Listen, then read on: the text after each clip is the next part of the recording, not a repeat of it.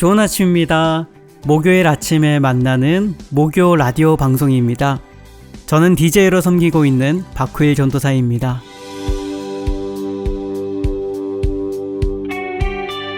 지난 방송에서 우리가 처음으로 랩 찬양을 함께 들었었는데요. 여러분 어떠셨나요?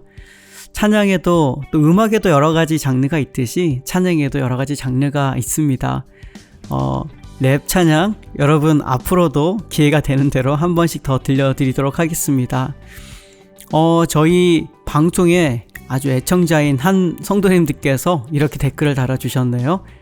못된 말 그리고 태폐적인 가사들로만 듣던 랩의 내용이 참 자랑스럽고 신선합니다. 예수님의 흔적 아멘이라고 답글을 달아주셨습니다.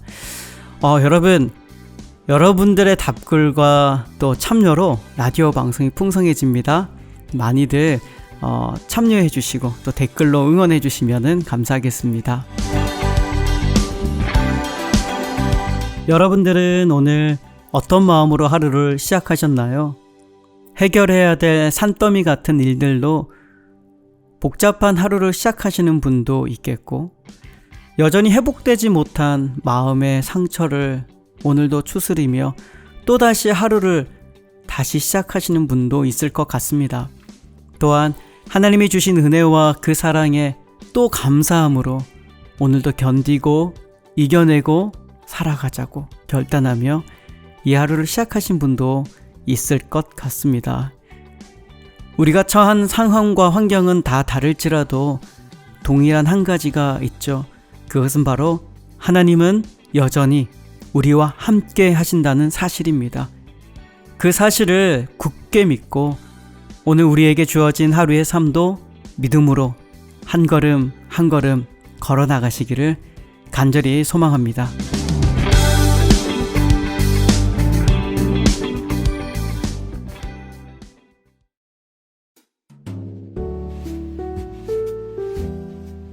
오늘 한 절 묵상은 히브리서 11장 23절의 말씀입니다. 믿음으로 모세가 낳았을 때에 그 부모가 아름다운 아이임을 보고 석 달 동안 숨겨 왕의 명령을 무서워하지 아니하였으며. 아멘. 히브리서 11장은 믿음장이라고도 하죠. 하나님을 바라고 믿고 따랐던 믿음의 수많은 사람들을 소개하고 있는데요. 오늘 소개한 히브리서 11장 23절에는 왕의 명령도 무서워하지 않으며 모세를 죽음으로부터 구하고 숨겼던 모세의 부모에 대해서 나옵니다. 히브리서에는 그냥 부모라고만 되어 있지만 이 부모의 이름을 우리가 다 아는 대로 그는 요게벳이라는 인물입니다. 요게벳이라는 이름은 성경에 딱 2번만 등장하는데요. 횟수로 보면 그렇게 비중이 없는 인물 같지만 사실 요게벳은 성경에서 뽑을 수 있는 3대 현모상에 들어가는 인물이라고 합니다. 첫 번째는 바로 예수님의 모친인 마리아, 그리고 두 번째는 사무엘의 모친인 한나, 그리고 세 번째가 바로 모세의 모친인 요게벳이라고 합니다. 모세의 부모인 아므람과 이 요게벳은요, 신앙이 독실한 부부로 하나님을 경외하며 하나님을 섬겨온 가정이었습니다. 당시 모든 아기를 죽이라는 바로의 명령을 그들은 무서워하지 않았고 오히려 하나님의 구원하심을 믿으며 아기 모세를 역청과 나무진을 바른 바구니에 넣고 가감히 강물에 띄워 보냈습니다. 결국 하나님의 은혜로 모세는 애굽 공주에게 발견되어 양자로 들어감과 동시에 요게벳이 모세를 키우는 보모의 역할까지 하는 놀라운 구원이 그 가정에 임하게 되죠. 바로 이 스토리를 중심으로 발표된 찬양이 있는데요. 여러분 잘 아시는 대로 송라이터 연평한 씨가 작곡하고 조찬미 씨가 부른 요게벳의 노래라는 찬양입니다. 이 곡을 만든 연평한 씨는 인터뷰 중에 이 곡을 쓰게 된 계기에 대해서 이런 글을 남겼습니다.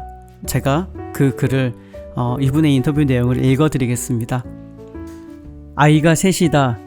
둘째와 셋째는 쌍둥이 자매인데 체중 1.5kg 미만의 미숙아로 태어났다. 조산 위염이 있어 아내가 임신 24주 때 입원했는데 29주 5일째에 아기가 나왔다. 아내가 5주를 버틴 셈인데 더 지내면 아이가 잘 태어날 확률이 더 높아지니까 아무 일 없이 지나가는 그 하루가 정말 감사했다. 아내가 고생을 많이 했다. 아이들은 태어나자마자 뇌출혈이 있어서 중환자실로 갔다. 그렇게 40일 넘게 더 있었다. 아이들이 미숙아로 태어나다 보니 폐가 덜 발달해 무호흡증을 일으키곤 했다. 너무 무서웠다. 그러면서도 아무 노력 없이 숨쉬고 자라고 살아가는 것이 모두 하나님의 은혜라는 걸 느꼈다. 부모로서 아이들의 찬 보호자, 주관자가 될 수 없구나 하는 것도 깨달았다. 최 에스더 사모가 쓴 성경으로 아들 키우기라는 책을 읽었는데 거기서 한 번도 주목하지 않았던 요게벳을 만났다. 책에 나온 하나님께 맡기라 라는 말이 위로가 됐다. 아이들이 참 부모이신 하나님을 만나 잘 살아갔으면 좋겠다는 그 마음이 들어 노래로 만들어야겠다 생각했다. 요게벳의 노래 가사 몇몇 구절은 책 내용 거의 그대로 썼다. 그래서 최사모의 이름도 작사가로 올렸다. 이런 스토리가 있었는지 몰랐었는데요. 연평한 씨의 개인적인 간증이 참으로 은혜인 것 같습니다. 연평한 씨는 가사 중에 어떤 마음이었을까라는 메시지를 가장 중요한 가사로 생각한다고 합니다. 하나님을 믿고 있었지만 모세를 강물에 띄어보내야만 했던 요게벳의 그 마음이 도대체 부모로서의 도대체 어떤 마음이었을까? 부모가 된 사람만 진정 느낄 수 있는 마음이겠죠. 오늘 이 찬양을 들으시면서 우리 사랑하는 자녀들을 향한 우리 부모님들의 애틋한 마음이 오늘도 풍성하게 느껴질 것 같은데요. 또한 더불어서 우리를 향한 하나님 아버지의 마음도 전해지고 또 느껴지는 귀한 은혜가 있기를 소망합니다. 오늘도 찬양 듣고 우리들의 마음에 새겨서 입술로 고백하는 귀한 하루 되시기를 소망합니다.